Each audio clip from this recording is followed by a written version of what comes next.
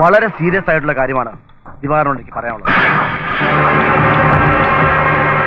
അച്ഛന്റെയും ദിനേശന്റെയും മുമ്പ് വെച്ച് പറഞ്ഞാൽ അവരെങ്ങനെ പ്രതികരിക്കും എന്ന് നിശ്ചയമില്ലാത്തതുകൊണ്ടാണ് ഇങ്ങോട്ട് കൂട്ടിക്കൊണ്ടുവന്നത്. 2 കേസുകളുടെ കുരുക്കിലാണ് ഞാൻ. അത് തെളിയിക്കാൻ കഴിയാത്തതിൽ മേലുദ്യോഗസ്ഥന്മാരുടെ എക്സ്പ്ലനേഷൻസിന് മറുപടി കൊടുക്കാൻ പാടില്ല. തന്നെയുമല്ല, ആ കമ്മീഷണർക്ക് എന്നോട് എന്തോ പ്രത്യേക വൈരാഗ്യമുള്ളത്. ദിവാരം പത്രത്തിൽ വായിച്ചു കാണും. റെയിൽവേ സ്റ്റേഷനിൽ വെച്ച് പ്രതിപക്ഷ നേതാവിന്റെ ബ്രീഫ് കേസ് മോഷണം പോയി കേസ്. മറ്റൊന്ന് പ്രൈവറ്റ് ബസ് വെച്ച് ഒരു റിട്ടയർഡ് അധ്യാപകന്റെ ബാഗ് അറത്ത് 65 പവന്റെ ആഭരണ മോഷണം പോയി കേസ്.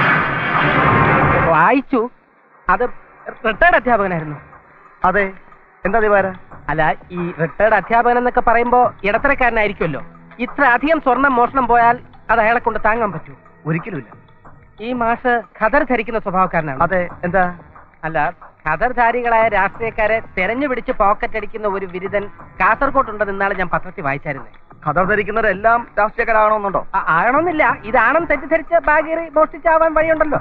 കാരണം ആ 2 കൃത്യങ്ങളും ഒരാൾ തന്നെ ചെയ്തതാവും എന്നൊരു സംശയം എനിക്കും ഇല്ലാതില്ല. അഴിമതിക്കാരനായ രാഷ്ട്രീയക്കാരന്റെ പെട്ടി പോലെ എനിക്ക് വിഷമമൊന്നുമില്ല. പക്ഷേ മാഷിന്റെ മകളെ കെട്ടിച്ചയക്കാൻ പറ്റുന്ന സ്വർണം പോലെ എനിക്ക് വിഷമമുണ്ട്. മാഷ് ഒരു പാവ. 10ാം ക്ലാസ്സിൽ എന്റെ മലയാള അധ്യാപകനായിരുന്നു. കള്ളനെ പിടികൂടുമെന്നും മാഷിന്റെ മോളുടെ വിവാഹത്തിന് മുമ്പ് സ്വർണം തിരിച്ചു കൊടുക്കാമെന്നും ഞാൻ വാക്ക് കൊടുത്തതാണ്. ആ വാക്ക് പാലിക്കാൻ കഴിയാത്തുള്ള കുറ്റബോധം എന്നെ വല്ലാതെ അലട്ടുന്നുണ്ട്. എന്നെ അല്ല, ഇത്തരം സംഭവങ്ങള് മനസാക്ഷിയുള്ളവരെ എന്നും അലട്ടിക്കൊണ്ടിരിക്കില്ലേ? ദിവാകരൻ വിചാരിച്ചാൽ ഈ വിഷമത്തിൽ നിന്നും ഒരു പരിധി വരെ എന്നെ രക്ഷിക്കാൻ പറ്റും. അളയിൽ ഉദ്ദേശിക്കുന്നത് മാഷിന്റെ മോൾ സുനിത കാണാൻ നല്ല കുട്ടിയാണ്. ദിവാകരൻ അവളെ വിവാഹം കഴിച്ചിരുന്നെങ്കിൽ. അല്ല, മാഷോടോ മോളോടോ ഞാൻ ഈ വിവരം പറഞ്ഞിട്ടില്ല. ദിവാകരന്റെ അഭിപ്രായം അറിഞ്ഞിട്ടാകാമല്ലോ എന്ന് കരുതി. പിന്നെ ദിവാകരന് തയ്യാറായാല് എന്നോട് മാത്രമല്ല ആ കുടുംബത്തോട് ചെയ്യുന്ന ഏറ്റവും വലിയ ഉപകാരമായിരിക്കും. ഞാൻ മുഖേന കണ്ടെത്തുന്ന വരൻ മാന്യനും സൽസ്വഭാവിയായിരിക്കണമെന്ന് എനിക്ക് നിർബന്ധമുണ്ട്. അതുകൊണ്ടാണല്ലോ ആളിനോട് ഞാൻ ഈ കാര്യം സൂചിപ്പിക്കുന്നത്. അപ്പൊ ഞാൻ മാഷോട് സംസാരിക്കട്ടെ? അല്ല, അത് വേണ്ട, പെട്ടെന്നൊരു അഭിപ്രായം പറയണ്ട. ആലോചിച്ചിട്ട് മതി. ആലോചിച്ചാൽ മാത്രം പോരാ, ആലോചിക്കണം. എന്താ ആലോചിക്കാൻ? അലയും കൊണ്ടുവന്ന ആലോചനയല്ലേ? കണ്ണടച്ചങ്ങ് സമ്മതിക്കണം. നിനക്കത് പറയാം. തിളച്ച എണ്ണ വീണ പരിപ്പുവടയുടെ അവസ്ഥ എന്റേത്. അതിൽ ഇഞ്ചി, പച്ചമുളക്, കറിവേപ്പില തുടങ്ങി നീറുന്ന നിരവധി പ്രശ്നങ്ങളുണ്ട്. ഒരു പ്രധാന പ്രശ്നം നീ വിട്ടുപോയി. എന്ത്? പരിപ്പ്. അതാണല്ലോ കൂടുതൽ കിടന്ന് പൊള്ളുന്നത്. ആ പരിപ്പ് ഞാനാണെന്ന് കൂട്ടിക്കോ. എടാ, എന്റെ വിഷമം ആർക്കും മനസ്സിലാവില്ല. എടാ, എന്താ നിന്റെ വിഷമം? അറിയപ്പെടുന്ന ഒരു കള്ളനായി തീരാത്താണോ? എന്നാ എന്നോട് പറ, ഇന്ന് തന്നെ പോലീസിന്റെ കള്ള ലിസ്റ്റിൽ പെടുത്തിയാ. വേണ്ട, സഹായിക്കണ്ട. എടാ, പിന്നെന്താ മാസം മോളെ കെട്ടാൻ നിനക്ക് ഇത്ര മടി? കാണാൻ കൊള്ളാം, തറവാടിയാണെന്നൊക്കെ നിന്റെ അളിയിൽ തന്നെയല്ലേ പറഞ്ഞേ. പിന്നെ കാര്യമായിട്ടൊന്നും കിട്ടില്ല. അതാ ഞാൻ നോക്കിയിട്ട് പോരായ്മയുള്ളൂ. പക്ഷെ സ്ത്രീധനം മേടിച്ച് കെട്ടുന്നതോട് നിനക്ക് പണ്ട് എതിർപ്പായിരുന്നല്ലോ. ഇനിയിപ്പോ മോഷണമൊക്കെ നിർത്തി ഭാര്യയുടെ സ്ത്രീധനം കൊണ്ട് രക്ഷപ്പെടാന്ന് വല്ല പരിപാടിയുണ്ട് നിനക്ക്? അനാവശ്യം പറയരുത്. ഞാൻ അന്ന് എന്തായിരുന്നോ അത് തന്നെയായിരുന്നു. വിവാഹം കഴിക്കാൻ പോകുന്ന പെണ്ണിന് 1 തരി സ്വർണ്ണോ 1 രൂപയുടെ സ്വത്തോ പാടില്ലെന്ന വാശി എനിക്ക് ഇന്നും ഉണ്ട്. പിന്നെ പെങ്ങളുടെ കാര്യത്തിൽ ആ ആദർശം തെറ്റിച്ചെന്താണെന്ന് നീ ചോദിച്ചേക്കാം. അവളുടെയും അനിയന്റെയും അച്ഛന്റെയും കാര്യത്തിൽ ഞാൻ അല്പ സ്വാർത്ഥന. എന്റെ ആദർശത്തിന്റെ പേരിൽ അവർ വിഷമിക്കാൻ പാടില്ല. എടാ, എനിക്ക് നിന്റെ നിലപാട് മനസ്സിലാവാത്ത ഒരുമാതിരി കയ്യാലപ്പുറത്തെ തേങ്ങമാരി. എടാ, മാസം മോൾക്കൊരു ജീവിതം കൊടുത്താൽ നിനക്ക് എന്താ പ്രശ്നം? ഇനി കൂടുതൽ ആലോചിച്ച് സമയം കളയാണ്ട് നിന്റെ അളിയും കൊണ്ടുവന്ന ആലോചനയുടെ കാര്യത്തിൽ താലി കെട്ടാൻ നോക്ക്. ജയൻ ചെയ്യുന്നത് ഒരു വലിയ കാര്യമാണ്. പക്ഷെ അവള് സമ്മതിക്കുമെന്ന? സമ്മതിപ്പിക്കണം. എന്റെ അളിയനായോണ്ട് പറയല്ല, ദിവാകരൻ നല്ലവനാ. അങ്ങന്റെ ആളെ എന്റെ മൂക്ക് കൊണ്ട് ജയൻ കണ്ടുപിടിക്കുമെന്നറിയാം. ആ സംഭവത്തിന് ശേഷം സുനിത വല്ലാത്തൊരു വാശിയില്ല. അതാ എനിക്ക് പേടി. കളവ് കണ്ടുപിടിക്കാൻ കഴിയാത്തുള്ള പ്രായച്ചിത്തമായിട്ടല്ല ഞാനിങ്ങനെ ആലോചനയ്ക്ക് പുലർത്തുന്നത്. മാഷിന്റെ മകളുടെ മനപ്രയാസം എനിക്ക് അത്രയ്ക്കറിയാം. ജയന്റെ നല്ല മനസ്സിന് എങ്ങനെ നന്ദി പറയണമെന്നറിയില്ല. എന്തായാലും അവര് തമ്മിലൊന്ന് കാണട്ടെ.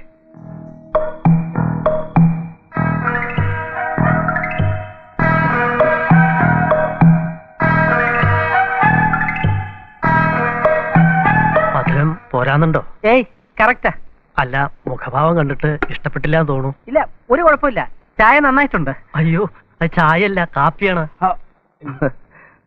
താലികെട്ടെന്ന് വരന്റെ കൈ വിറയ്ക്കുമെന്ന് കേട്ടിട്ടുണ്ട്. പക്ഷെ പെണ്ണുകാളിൽ ഇത്രയും ടെൻഷൻ കാണുന്ന ആദ്യമായിട്ടാ. അത് പിന്നെ നിങ്ങൾ പോലീസുകാരുടെ ധൈര്യം ഞങ്ങൾ സാധാരണക്കാർക്കുണ്ടാവോ? ഇവര് പെണ്ണ് കാണാൻ വരുന്നതും പ്രതിയെ പിടിക്കാൻ വരുന്നതും ഒരേ മാനസികാവസ്ഥയില്ല. പെണ്ണിന്റെ എഴുത്തിൽ താലി കെട്ടുമ്പോഴും പ്രതിയെ അറസ്റ്റ് ചെയ്യുമ്പോഴും ഒരേ നിർവികാരതയായിരിക്കും. അല്ല, അളിയ നല്ല ഫോമിലായല്ലോ. ഏതായാലും ഈ മൂഡിൽ തന്നെ ഇവര് തമ്മിൽ സംസാരിക്കട്ടെ, അല്ലേ മാഷേ? ശരിയാ, ആവാലോ. പിന്നെ കോളേജിൽ ഒരു കുട്ടി നേതാവൊക്കെ ആയിരുന്നുകൊണ്ട് മോൾ എന്തും തുറന്നടിച്ച് പറയുന്ന പ്രകൃത. ദിവാകരൻ തെറ്റിദ്ധരിക്കരുത്. വീണ്ടും പേടിയായോ? ഏയ്, എന്തിന്?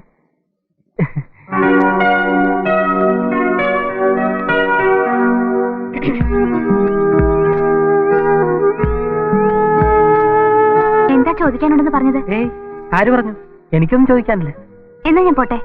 നിക്കോ. സുനിതയ്ക്ക് എന്നെ ഇഷ്ടമായോ? എന്നെ ഇഷ്ടായോ? എന്റെ ചോദ്യത്തിനുള്ള മറുപടി ആയില്ല. അല്ല, ഈ ചോദ്യം വെറും ഔപചാരികമല്ലേ?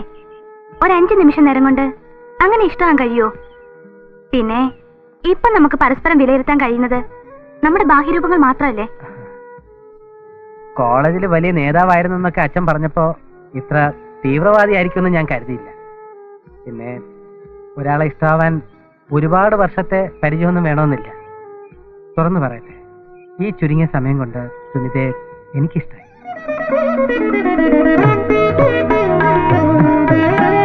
എനിക്കിപ്പോഴാ ടെൻഷൻ മാറിയത്. എനിക്കൊരു കാര്യം അറിയാനുണ്ട്. എന്താ? അളിയൻ നിർബന്ധിച്ചതുകൊണ്ടാണോ അതോ സഹതാപം തോന്നിയിട്ടാണോ എന്നെ വിവാഹം കഴിക്കാൻ സമ്മതിച്ചത്? രണ്ടുമല്ല, പ്രായശ്ചിത്ത. പ്രായച്ചിത്തവോ? അതെ, ഞാൻ കാരണമാണല്ലോ സുനിതയുടെ വിവാഹം മുടങ്ങിയത്. ഞാനെന്ന് ഉദ്ദേശിച്ചത് ഞാൻ ഉൾപ്പെടുന്ന ആൺവർഗത്തിനെയാ. അല്പോ സാഹിത്യ ഭാഷയിൽ പറഞ്ഞതേ ഉള്ളൂ. സുനിതയുടെ ആഭരണങ്ങൾ മോഷ്ടിച്ചത് ആൺവർഗത്തിൽപ്പെട്ട ഒരുത്തനല്ലേ? അതേ വർഗത്തിൽപ്പെട്ട മറ്റൊരുത്തനാണ് സ്ത്രീധനത്തിന്റെ പേരിൽ പറഞ്ഞുറപ്പിച്ച വിവാഹത്തിൽ നിന്നും പിന്മാറിയത്. ഇത്തരം സംഭവങ്ങളുടെ ധാർമ്മിക ഉത്തരവാദിത്തത്തിൽ നിന്നും എന്നെ പോലുള്ളവർ കൊഴിഞ്ഞു മാറാൻ കഴിയും.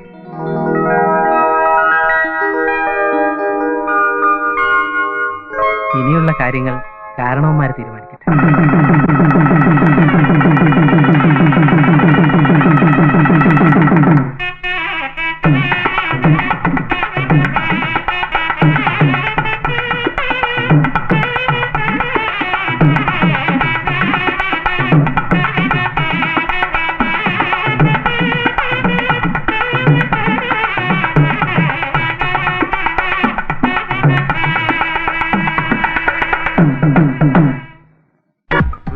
വേണ്ട, മോൻ തന്നെ വിളിച്ചാ മതി.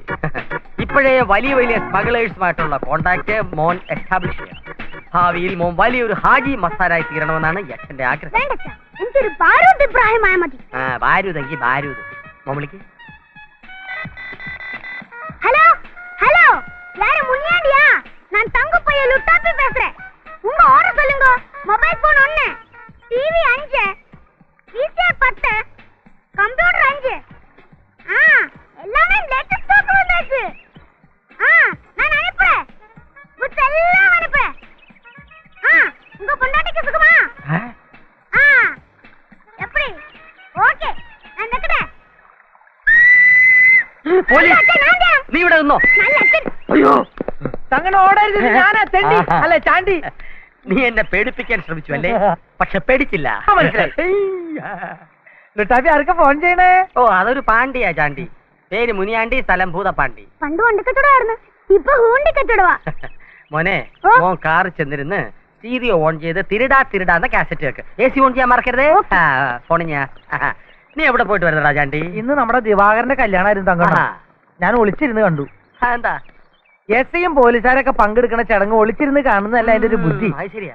അവിടുന്ന് ഒരു തുരുമ്പ് പോയാലും അവർ നിന്റെ പേരെ പറയും. അല്ലടാ ചാണ്ടി, നീ ഇങ്ങനെ തേങ്ങയും കൊപ്പറയും സവാളയും ക്യാബേജും ഉള്ളിയൊക്കെ മോഷിച്ച് കിടന്നാ മതിയോ? കാലാനുസൃതമായി മനുഷ്യൻ മാറണം. നീ ഇലക്ട്രോണിക് ഉപകരണങ്ങളിലേക്ക് തിരിയണം. ജീവിത ചെലവ് കൂടുന്നതിനനുസരിച്ച് നമ്മൾ മോഷ്ടിക്കുന്ന സാധനങ്ങളുടെ സ്റ്റാൻഡേർഡ് കൂട്ടണം. മനസ്സിലായില്ല? എടാ, പണ്ട് കായംകുളം കൊച്ചു വാഴക്കൊല മോഷ്ടിച്ചു. പക്ഷെ ഇന്നൊരു വാഴക്കൊല മോഷ്ടിച്ചാൽ എന്ത് വാഴക്കാ കിട്ടും? ഓ, ഇപ്പൊ മനസ്സിലായി. ഞാൻ ഇന്ന് മുതൽ ഇലക്ട്രോണിക് യുഗത്തിലേക്ക് തിരിയാൻ പോയാണ്. Very good. ലിസിക്ക് ഒരു ജോലി കിട്ടി കഴിഞ്ഞിട്ട് വേണം എന്റെ ഈ കളവിനൊക്കെ ഒന്ന് ബഹിഷ്കാരം വരുത്താൻ. നിന്റെ സഹോദരന്റെ ജോലിക്കാരി എന്തായി? മിക്കവാറും അവൾക്ക് കോപ്പറേറ്റീവ് ബാങ്കിൽ ജോലി ശരിയാവും. ടെസ്റ്റ് കഴിഞ്ഞ് നിൽക്കാം. കോപ്പറേറ്റീവ് ബാങ്ക് എന്ന് പറയുമ്പോ ഒരുപാട് സഹകരിക്കേണ്ടി വരുമല്ലോ. അതൊക്കെ അവള് സഹകരിച്ചോളൂ. എന്റെ അമ്മയുടെ മോളോള് വെള്ളയെ പോലെ തന്നെ. ചേട്ടാ, ഈ കല്ലില്ലാർ ഫോൺ അല്ലെ സെല്ലുലാർ ഫോൺ എന്തെങ്കിലും ഉണ്ട്? അതിന് പല വിലയുണ്ട്. എന്താ നിനക്ക് വേണോ? എനിക്ക് വേണ്ട, പറഞ്ഞ കൊടുക്കാൻ. ഇവിടെ കാണട്ടെ. നല്ല സാധന. മുനിയാണ്ടി ചോദിച്ച അതേ മോഡൽ. ഇതിനെന്ത് വില വേണം? വിലയൊന്നും ഞാൻ പറയില്ല. ചേട്ടൻ സാധനം ചേട്ടൻ തന്നാ മതി. ലുട്ടാപ്പിക്ക് പരിപ്പോടെ വാങ്ങി 5000 രൂപ പോക്കറ്റ് ഇട്ടിട്ടുണ്ട്. തൽക്കാലം വെച്ചോ. ഈ നിമിഷം മുതൽ ഞാൻ ഇലക്ട്രോണിക്സ് മകളിലേക്ക് തിരിയാണ്. എന്നെ അനുഗ്രഹിക്കും ഗുരു. എല്ലാ അനുഗ്രഹങ്ങളും. നല്ല മോഡൽ. എന്റെ ഇരിക്കുന്ന അതേ മോഡൽ. ഭയങ്കര പ്രാവിന് വെച്ച വലേ ശ്രാവ് വീണു.